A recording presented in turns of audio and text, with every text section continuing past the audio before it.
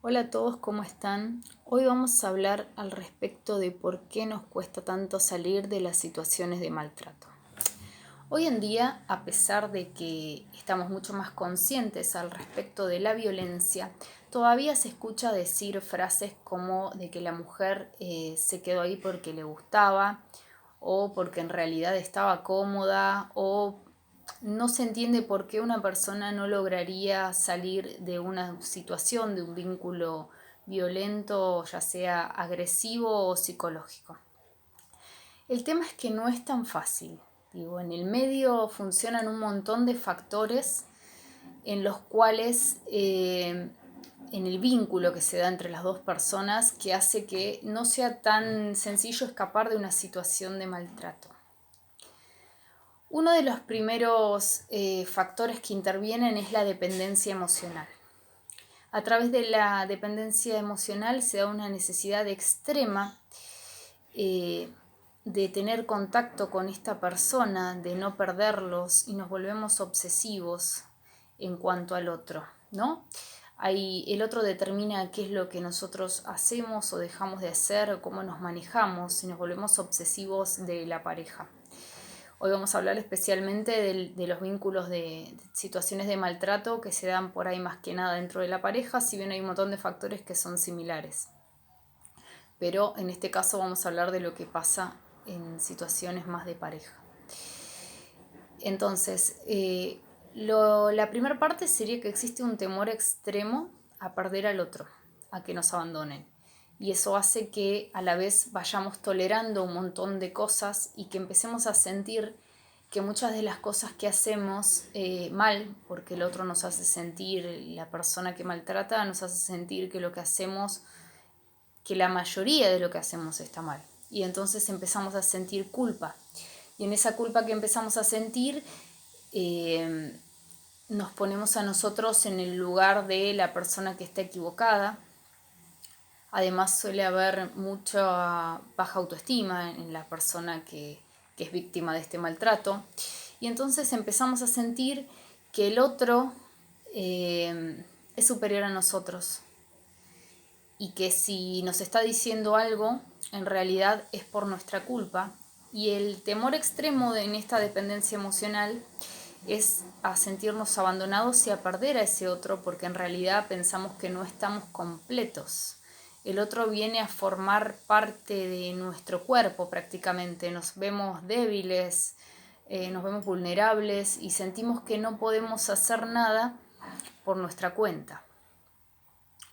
Además de todo esto, se da un vínculo en donde el agresor, después del maltrato, que puede ser psicológico, físico, verbal, o puede darse una combinación de ambos, nos pide perdón, nos dice que nunca más lo va a volver a hacer, y entonces ahí aparece la culpa, porque nosotros sentimos que tenemos que salir de este vínculo porque nos genera mucho daño y nos hace mal, y por otro lado empezamos a analizar cómo puedo querer abandonarlo, cómo va a ser una persona mala si en realidad me está pidiendo perdón. Y entonces empezamos a justificar lo que el otro hace en pos de que, bueno, pero estaba nervioso, yo me comporté mal, en realidad fue mi culpa, en realidad no me di a entender, no supe explicar lo que yo quería.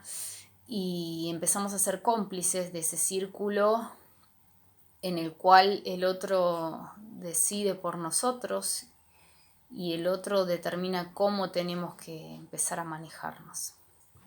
Por otro lado, como les decía, otro de los factores muy importantes es que la persona que está viviendo esta situación de maltrato suele tener muy baja autoestima y bajo concepto de sí mismo, ¿no?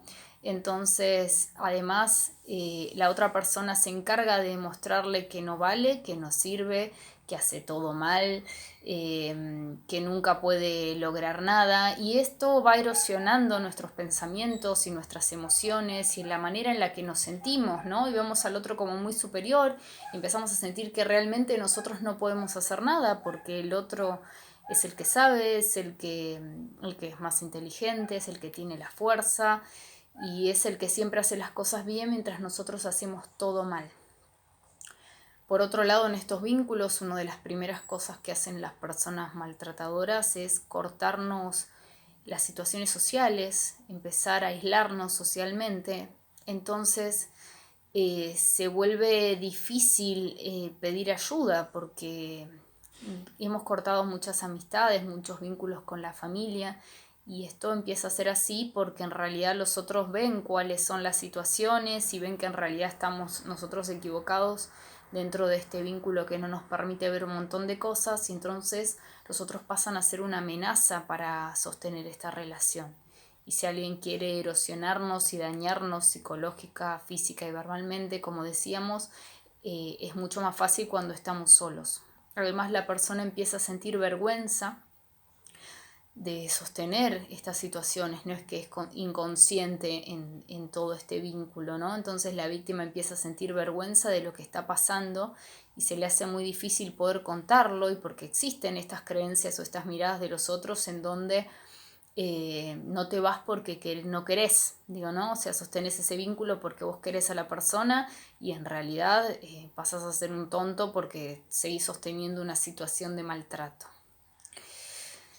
Entonces también muchas veces se encuentran con familiares o amigos que les dicen lo que no quieren escuchar porque su temor a perder a la persona más querida, digamos, o más amada, es tan fuerte que el otro también representa una amenaza para la víctima, ¿no? En este sentido de que, bueno, me van a empezar a decir todo lo que el otro tiene malo que yo no estoy pudiendo ver, yo solo hablo de las virtudes del otro y paso por alto, digo, no tienen tanto peso todas las cosas malas que están pasando en nuestro vínculo.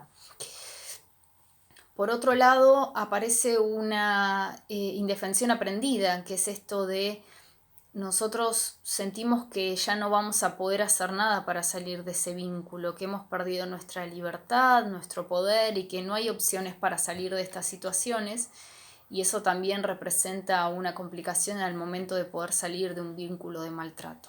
Entonces pensemos, miedo al abandono, muchísimo miedo en general, culpa, baja autoestima, sensación de incompletud, bajo concepto de nosotros también, nuestro autoconcepto está distorsionado, nos vemos vulnerables, débiles, frágiles, aparece el arrepentimiento por parte del agresor también, que nos vuelve a complicar nuestras decisiones en cuanto a qué hacer. Vergüenza y aislamiento social son la mayoría de las características que se dan como para que este vínculo se sostenga, ¿no? Si pensamos en todas estas características, por ahí podamos darnos cuenta de que en realidad no es tan sencillo salir de un vínculo de maltrato y que está muy lejos de ser un vínculo que nosotros queramos tener, sino que se nos dificulta poder salir de él. Y hago la diferencia con esto de huir o escapar, porque muchas veces muchas mujeres han salido huyendo de algunos de estos vínculos, han logrado hacerlo y sin embargo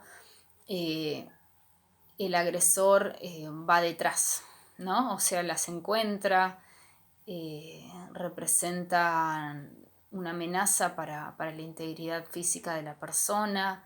Muchas veces las mujeres no tienen a dónde irse y entonces se dificulta realmente esto de salir, y la situación sería poder ver la realidad, primero que nada, poder aceptar cuál es la situación como para poder construir esa situación desde otro lado. No sería el salir huyendo tampoco la solución, ¿no? Digo, en un primer momento sí, pero si huimos de alguna situación, nos llevamos esa situación con nosotros a otro lado. En este caso, por ahí yo lo hablo en femenino, pero las situaciones de maltrato se dan en los dos géneros. Lo único que no es tanta la cantidad por ahí de hombres maltratados. Sí existen también, obviamente. Pero por lo menos en Argentina, en cuanto a los femicidios, se cobran una víctima, una mujer muere cada 29 horas. Por eso es que por ahí lo hablo más en femenino en estas situaciones de maltrato. Pero también existe maltrato en cuanto a los hombres. Bueno, no me quiero retirar sin decirles que si están sufriendo violencia en Argentina, tienen que llamar al número 144. Cualquier duda que tengan, por favor, me dejan abajo sus dudas. Chau, chau.